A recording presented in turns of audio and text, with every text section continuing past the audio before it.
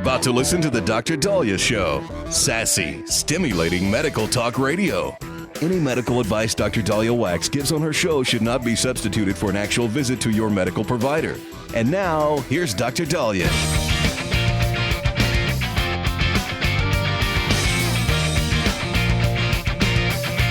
And we're back on the Dr. Dahlia Show. 1-877-DOC-DALI, 1-877-DOC-DALI. You know, with what we see in California, election after election, California isn't the only state that looks like struggles when it comes to getting an election day result. And Mississippi and apparently other states that have kind of redefined election day and allowed there to be grace periods for mail-in ballots have, made the process a little bit more challenging. And there's going to be a Supreme Court case where there is a current Supreme Court case where the Supreme Court is kind of looking at the definition of what election day is and how much leeway we have in terms of post-election day ballot counting, ballot handling, and ballot results. The case is Watson versus Republican National Committee. They're looking at the Mississippi 5-day grace period for mail-in ballots. Nothing anywhere near to what California has. But the legal challenge is looking at whether federal election day statutes preempt state laws that allow absentee and mail-in ballots to be counted after election day. Now here's the thing with mail-in ballots.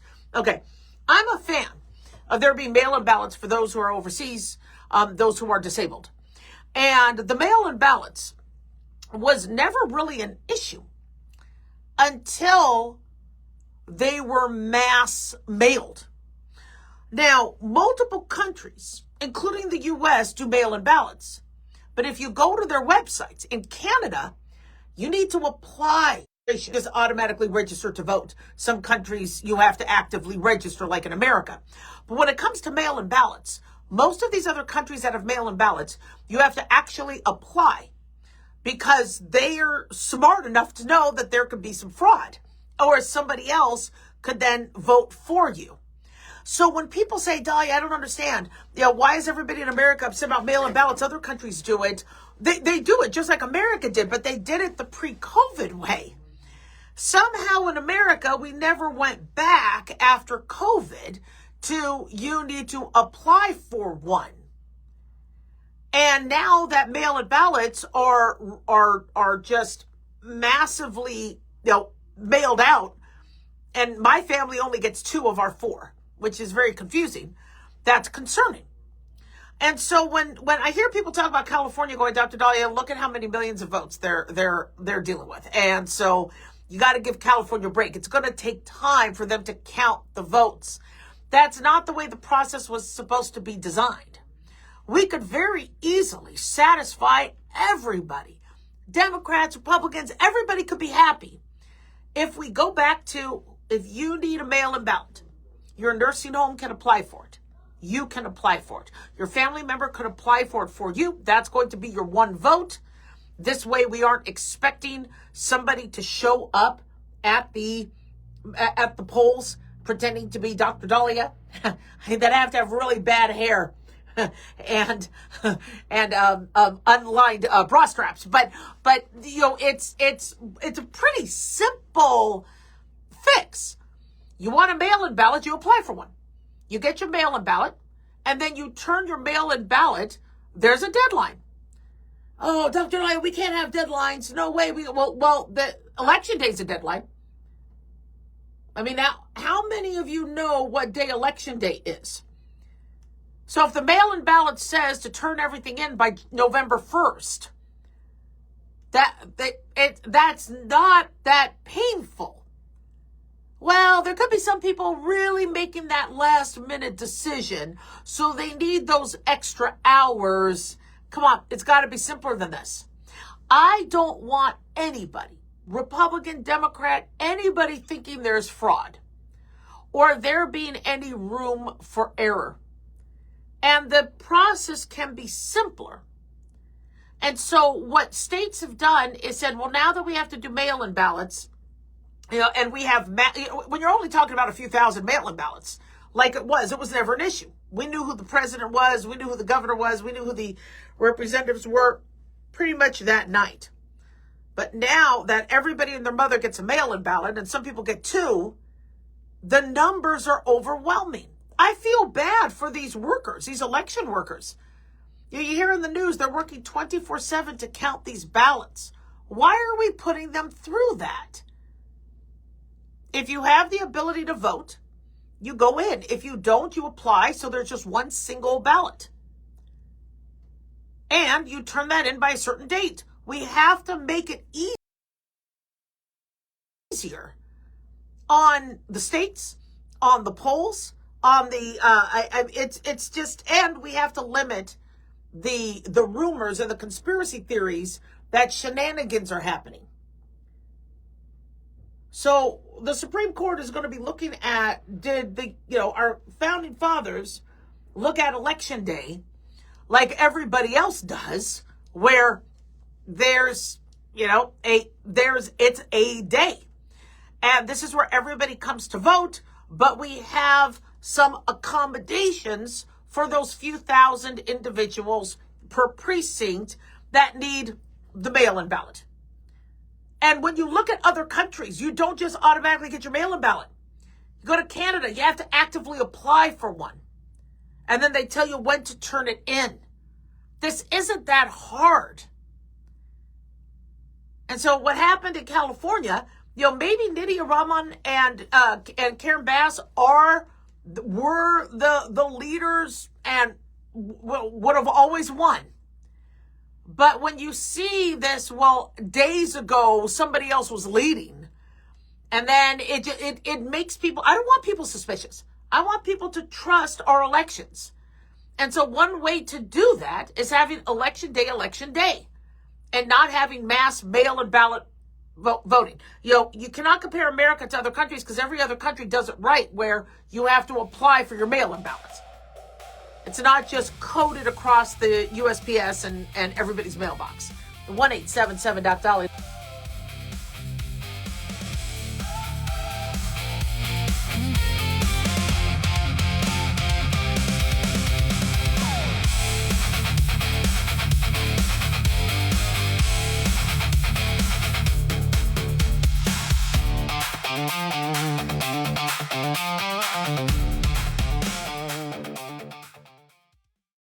Have you ever thought you'd like to buy and sell houses but didn't know how or where to get the money? My name is Ron LeGrand, and over the past 40 years, I've bought over 3,000 houses without using my money or credit and taught thousands to do the same. Today, even in a virtual environment, we buy nice houses in nice neighborhoods using no banks, realtors, contractors, or other costly entanglements, and build huge cash flow and wealth without the hassle of tenants, all without credit and little or no money. You don't need a license or experience, and I'll show you exactly how it's done. Text FREE to 99799 and I'll send you my free training. I promise you I'll change the way you think about real estate and open the door to a new lifestyle that doesn't involve risk or rehabs and can quickly replace your current income. Text FREE to 99799 and let me show you how to take your life back and build cash flow and wealth from your home. That's FREE to 99799. Again, FREE to 99799. Hi, it's Mark Falter, host of the Financial Fitness Show. I strongly believe that no one should ever pay 1 penny more in taxes than they are legally obligated. Unfortunately, for most hardworking Americans, this just isn't the case. Why? Because most people spend more time planning next weekend's getaway than trying to ensure they're going to pay less in taxes. My financial fitness team has put together some materials that I know are going to help you. It's the Tax Savings Kit. Tax Savings Kit includes 3 things: free tax analysis, top 10 ways to pay less in taxes, and an investor's guide to taxes. Now, how do you get it? Simple.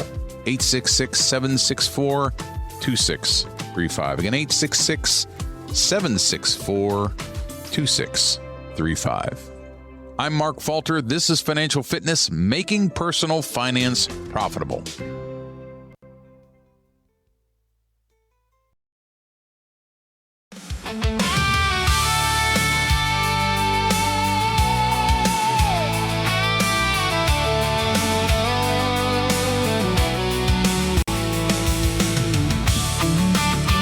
are back on the Dr. Daliah Show. Thank you all for tuning in. 1-877-Doc-Dolly, 1-877-DOCDALI. Big thanks to Talk Media Network for making the show happen. Big thanks to Daniel, our producer, and big thanks to y'all for tuning in. We really do appreciate it. Don't forget to follow us on Twitter at Dr. Spelled Out Daliah, Facebook, The Dr. Daliah Show, and on YouTube, click like and subscribe.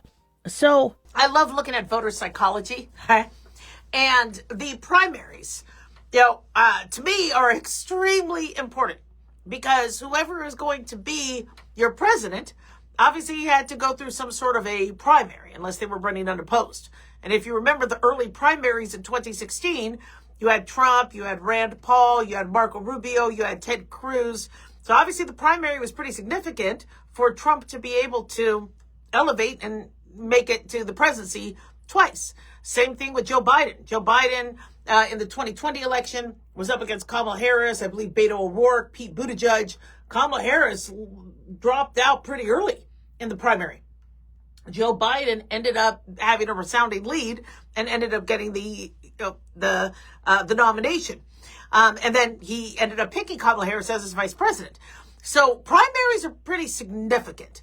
Primaries can also be a catch-22 where you have people go after each other so viciously that then, that gives fuel to the fire for the other side.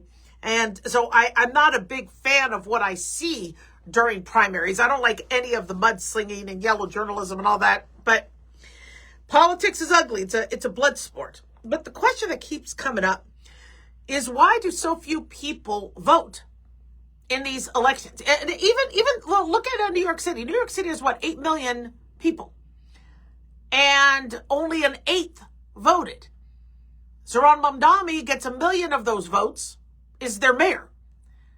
And you think to yourself, if they really have that many, why aren't more people voting? With Nevada, we have about 3.3 million people in Nevada. It's one of the fastest growing states because people are fleeing California. Now Nevada's starting to get a little bit more expensive as a result, but I love Nevada. I don't blame. I'm from California. If I could move back to California and afford living there, I would. But I'm really happy here in Nevada, and I don't blame people for wanting to come here. But then when you look at the election, Joe Lombardo very easily was very popular and secured the Republican nomination. And then Aaron Ford is the Democratic projected winner. But you're looking at about 150,000 people voting on the Democratic side, 160,000 people voting for Lombardo. Well, really only about over 300,000, a tenth, 1/10 of of the 3.3 million. Why didn't more people vote? And then when you look at some of the, like the congressional seats, for, CD1, it looks like we only had about maybe 40,000 people vote. District 2, 60,000. District 3, you're looking at these numbers. Dina Titus, shoo-in for District 1. She got 30,563 votes compared to the others, and basically maybe about 40,000 people voted in District 1. District 1 is huge. And so I've asked Democrats and Republicans, why why aren't you voting, or why are you voting? And the majority of people don't vote. And it's very interestingly, on the whole, I should do a scientific study on this. Democrats say we're good. We're in a blue district. We're good. We're going to win. I don't have to get my ass over there and vote. We're fine. Republican side, they're like, we're not going to win no matter what. Look at what happened in Southern California. The machine won't let us. So it's going to go Democrat anyway. And I'm like, that's not how people are supposed to think. You're supposed to think that everybody has a chance. The election is exciting, and you're supposed to feel that your vote counts. The whole reason why America is a democracy is because we have the ability to cast a vote. We don't just have somebody who was born into being our leader like a monarchy, continue to be our leader, or somebody who takes the government by force. We have the ability to go to a poll and vote. It's huge. And so, the other thing that I think that's happening with primaries is, I used to be on a lot of local TV, and local TV ratings have started to really, struggle because the average person doesn't turn on local media. They're watching their news from CNN or MS Now or Fox News, or they're scrolling on X. And so a lot of these ads, are that on local TV. I don't really watch a lot of local TV, but when I do, it's because there's, NFL on or sports or whatever. And that's when I see the ads. And you can, with network shows, get local ads placed. But if the average person is streaming, or they're not really watching regular TV, you're not going to get the ads. I mean, in Vegas, we just had a really big issue where Scripps and DirecTV had a falling out. So the average Las Vegas resident couldn't get, or Southern Nevada resident couldn't get the Golden Knights game or the NBA games. I had ESPN, but I had to pay extra for like an additional package. I don't know what the hell happened. So now you have people even more mad that's like, well, if I can't even get my local TV, how do they know about the candidates? And so what I ask people, I'm like, so who are you voting for? Like, I don't know anybody. I don't know who these candidates are. So that's another reason why many people are not going to vote. That's a concern.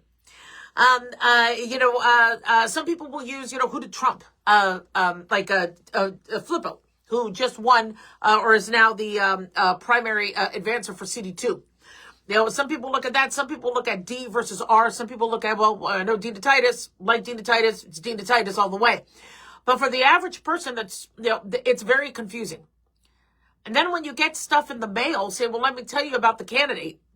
Then also the bombardment with the ads. It's some people are like, I am so ticked off at seeing this person's ad that I'm purposely not going to vote for him. And when you have a state of 3.3 million and you're a candidate, how do you get the word out?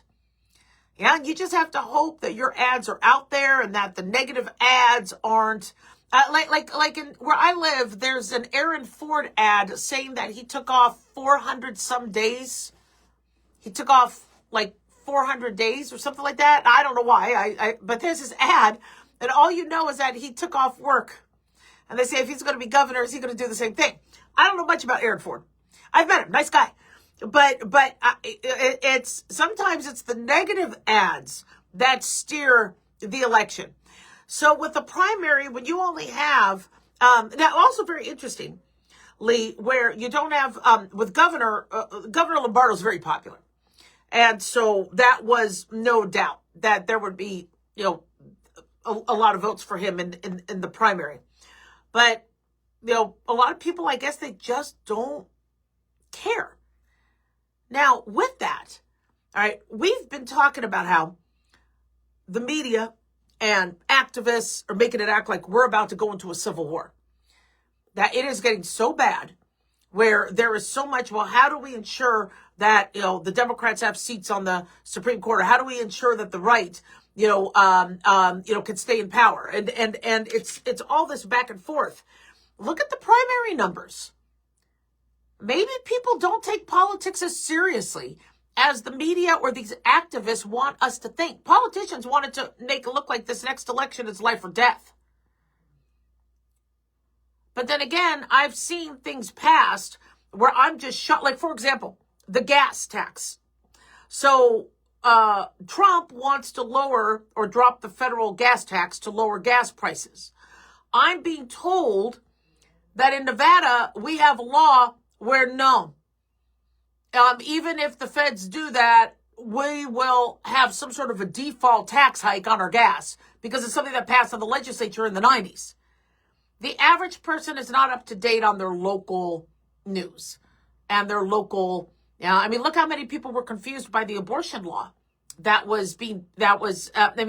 aren't reading, they don't they don't see what's going on. And, increasing access to abortions, even though that's already legal in Nevada, there were some extra things put in there that many people weren't aware of. And some people don't care. They're like, you know what? I don't care. It doesn't, affect me. It doesn't affect, so I'm not going to get involved. But for other people going, well, wait a second. I don't want my gas going up. I don't want this going up. I want some say. You might want to get out there and vote because it's important. And the primaries are huge. So it's just fascinating to me. And look at Graham Plattner. There's 1.5 million Maine residents. And this is who they voted for? 1-877 Doc Dolly.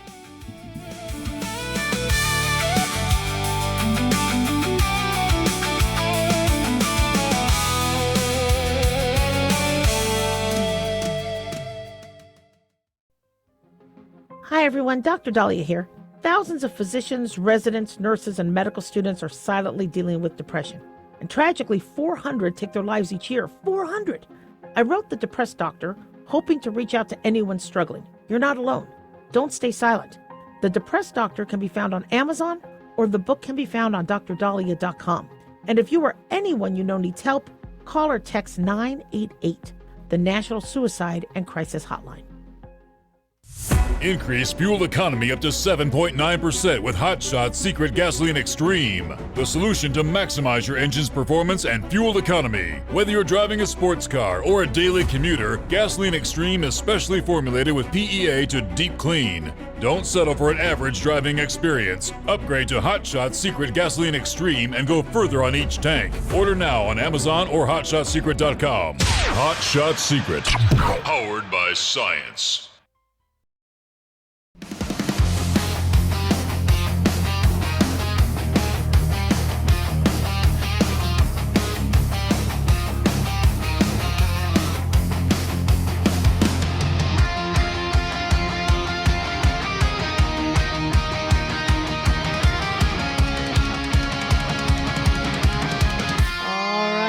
Back on the Dr. Dahlia Show. Thank you all for tuning in. 1-877 Dr. Dahlia, 1-877-DOCDALI. Again, don't forget to follow us on Twitter at Dr. Dahlia, Facebook, The Dr. Dahlia Show, and on YouTube. Click like and subscribe.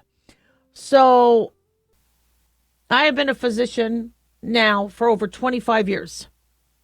I should have memorized the exact cost of what a hysterectomy could be, an appendectomy could be, a cholecystectomy could be, getting someone's gallbladder out, a spinal fusion, cardiac stents put in.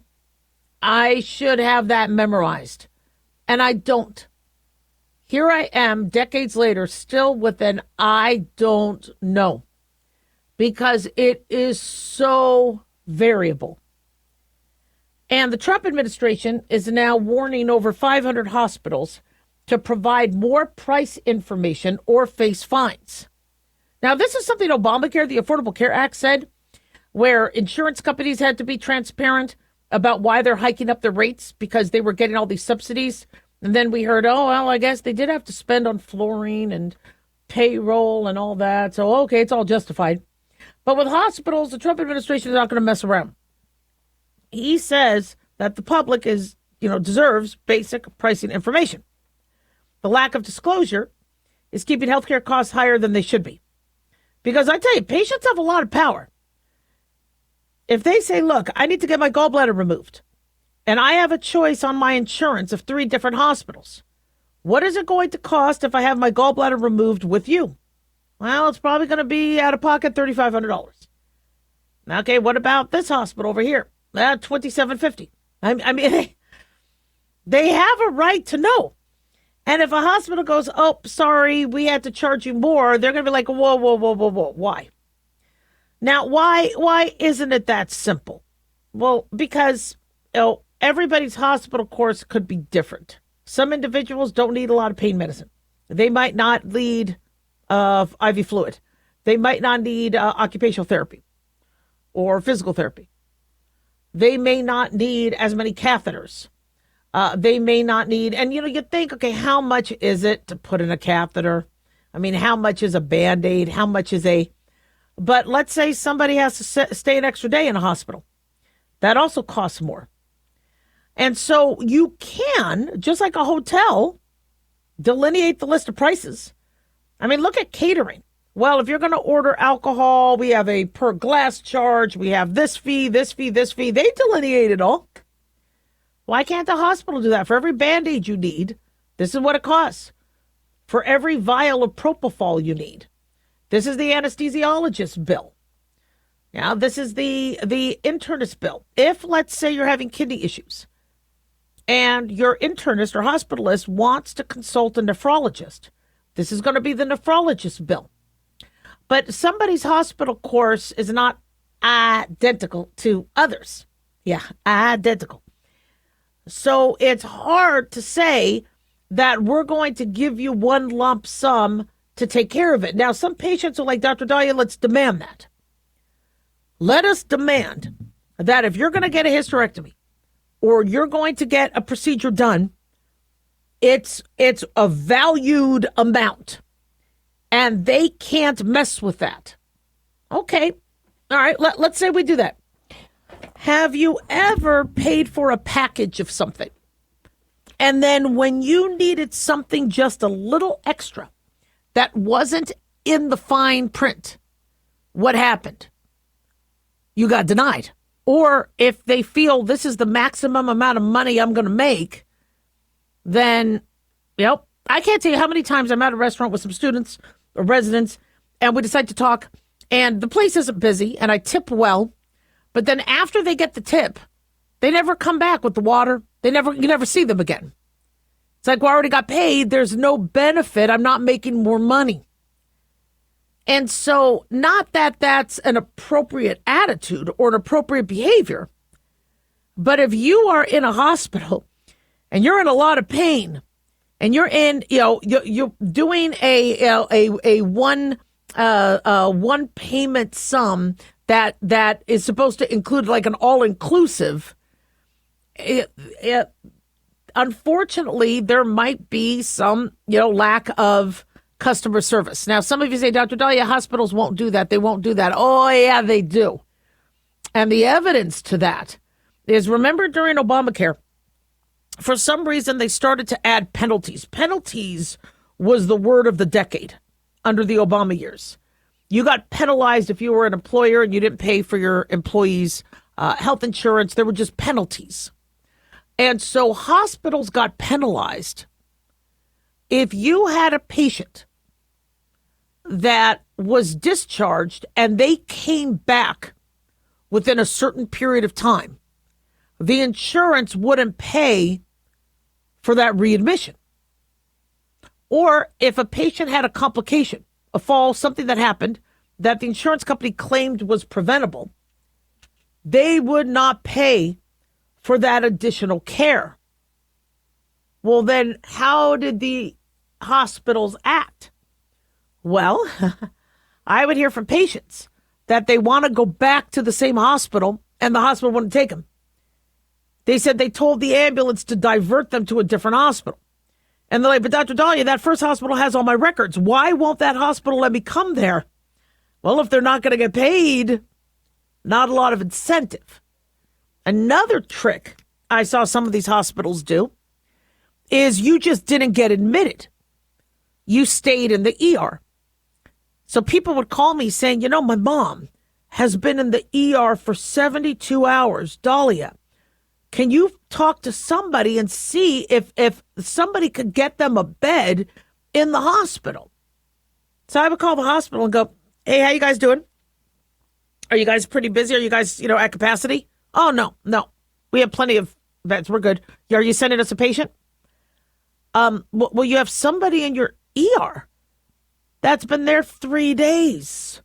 Well, we'll check with the ER doc. Why?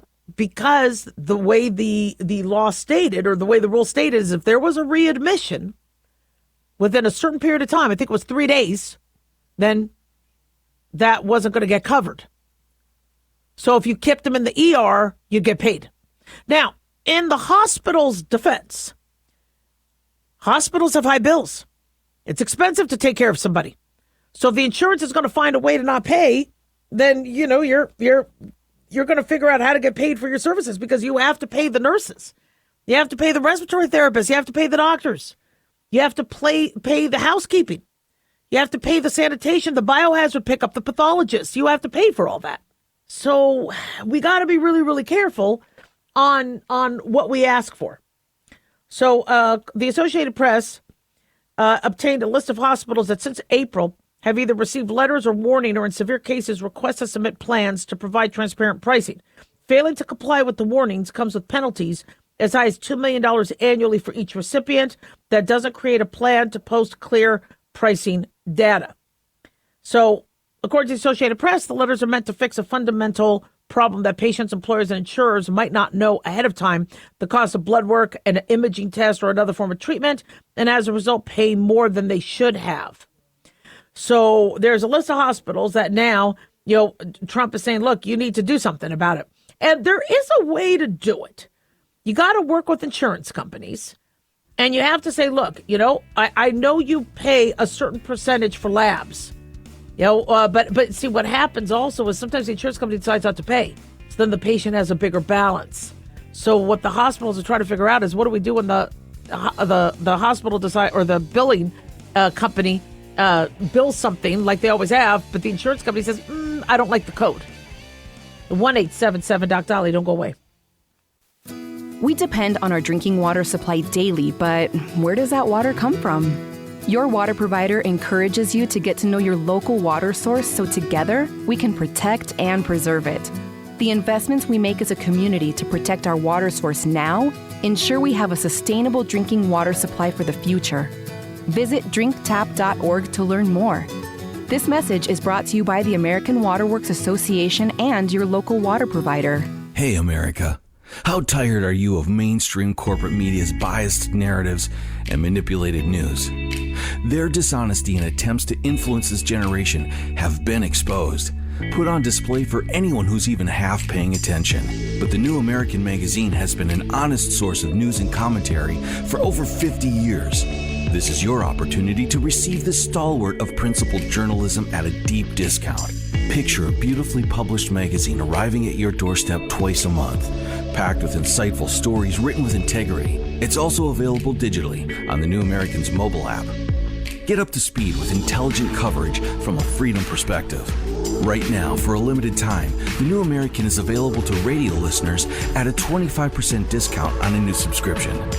Visit thenewamerican.com/radio25 and receive 25% off. Subscribe today at thenewamerican.com/radio25. Hey guys, it's Clyde. We've had a lot of requests for Ground Zero merchandise, so we put together an online store with a big variety of high-quality items. I'm really excited to let you know about these things.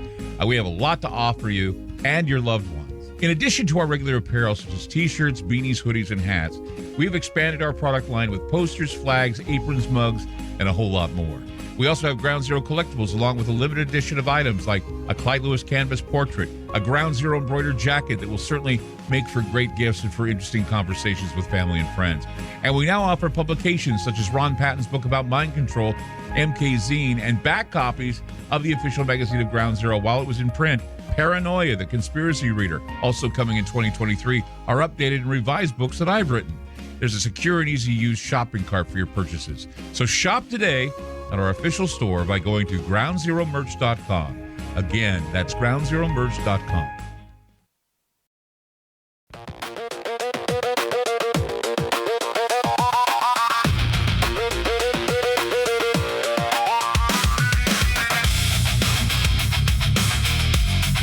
And we're back. Let's rock on. 1-877-DOC-DOLLY, 1-877-DOC-DALI. So still a lot of questions surround why did so many people hang out or associate with Jeffrey Epstein, a piece of crap, disgusting individual who was prosecuted and convicted of sex trafficking, ends up dying in prison, which looked like, to me, he's non-suicidal, but they claim it was suicide. And we still have the questions of how did these individuals who, are pretty, shall we say, immersed in, Wall Street or tech and kind of insulated, from a lot of, shall we say, drama and individuals that could blackmail or hurt them. How are they, getting involved with Jeffrey Epstein? And Bill Gates today in his testimony suggested that Jeffrey Epstein had something on him. And he used Bill Gates' infidelity kind of as leverage to get back in with him. Okay, this is why you don't cheat, all right? Don't give anybody any leverage. Don't cheat. So CNBC is reporting that 70-year-old Bill Gates, who is currently now being grilled by the House Oversight and Government Reform Committee, he's one of the biggest names in the Epstein files. Bill Gates had said he volunteered that he was here not under subpoena. He wanted to, help the investigation go. And, he's being very cooperative. We don't believe he participated in any pedophilia or any of the sex trafficking. However, there's a lot of questions as to how he had the friendship with this notorious sex offender. And so Microsoft co-founder Bill Gates said that he did express deep regret about ever associating with Jeffrey Epstein.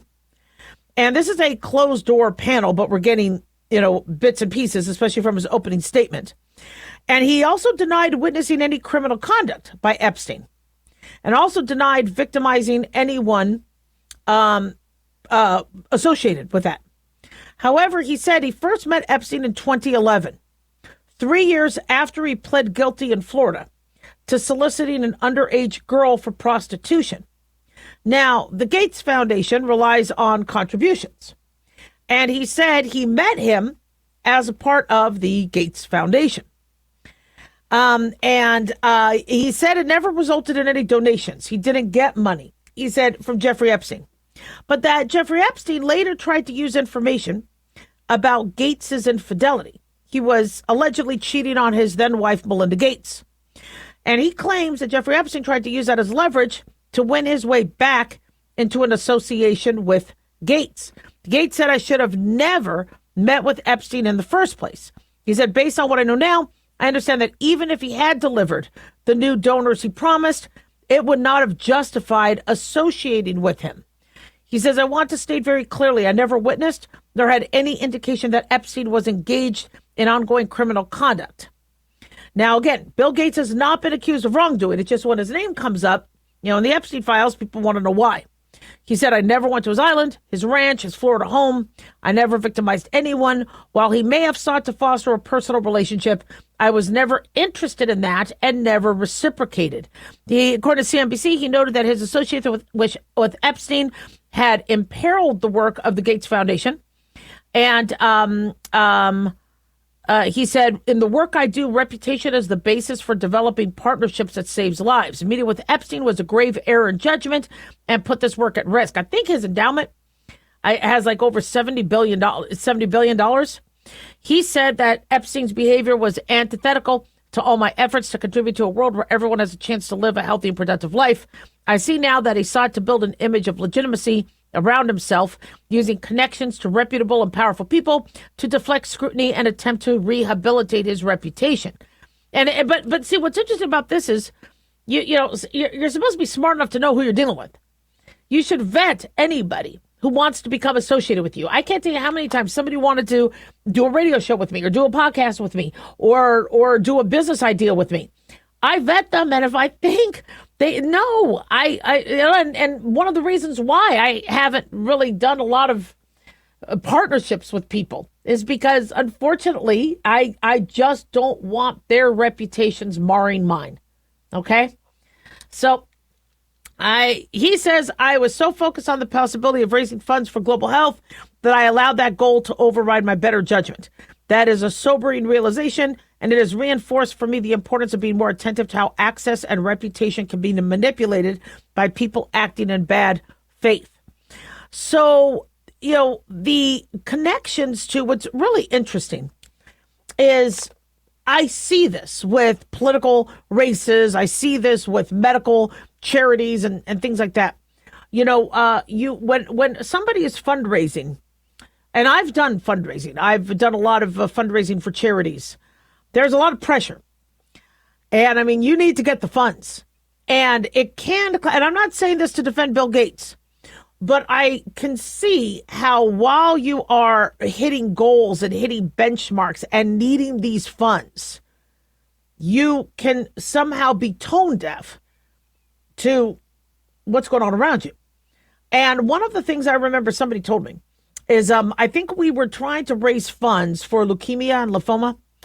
And there was somebody said, well, why don't we talk to this person? And I'm like, I don't know. I think they're into some dirty stuff. And they're like, but the money is still the money. I'm like, I don't want to deal with them. I don't want to feel like I owe them. I don't. And I remember having to make a decision of not going to somebody who I thought was kind of dirty, if that's the right word, or unethical. And because I didn't want, money that was then possibly obtained by unethical. I just didn't want that. I mean, I wanted to, and did I fundraise successfully? I did, but not to the degree that Bill Gates could. And so, and I'm not saying, the average person who has millions of dollars to give, possibly may have some sort of a past that could be unethical. But when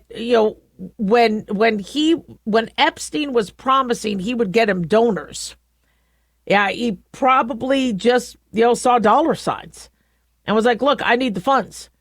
And, I know this guy has a past, but I don't know what degree it is, and I'm doing good. And that's another thing, too. So people think that because you're doing charity work, that's going to trump any other issue that could affect your reputation. No, it doesn't. Because look at how you could be associated with it. I mean, if Bill Gates is telling the truth, where he had absolutely no social interactions with him, and it was just a meeting to get donations, then I got to be more careful than that. But the fact that he felt blackmailed, he felt pressured, it's going to be very interesting to see what comes out from that. But, we do have our vulnerabilities. And, when you do something that is not on the up and up, somebody will take advantage. And they'll use that against you. And I'd like to find out a little bit more about how Jeffrey Epstein was able to kind of get back in. I mean, you threatened me, or you tried to hold something over me. Now, Dahlia, I saw the way you acted with that, firefighter. I mean, you were, all googly eyed and tongue hanging out. And I'm like, you know what? You want to tell my husband? Fine, go do it. That I don't care. I mean, I would take that, not that I never sleep with the firefighter, but my husband knows when there's firefighters, I'm like, oh, honey, I'm going to go start a fire over here. He's like, fine, do what you want. But it's a shame. But you don't want to be in that position where you're associated with the sex offender. Don't cheat on your wife. Husband, 1-877 Doc Dolly. Don't go away.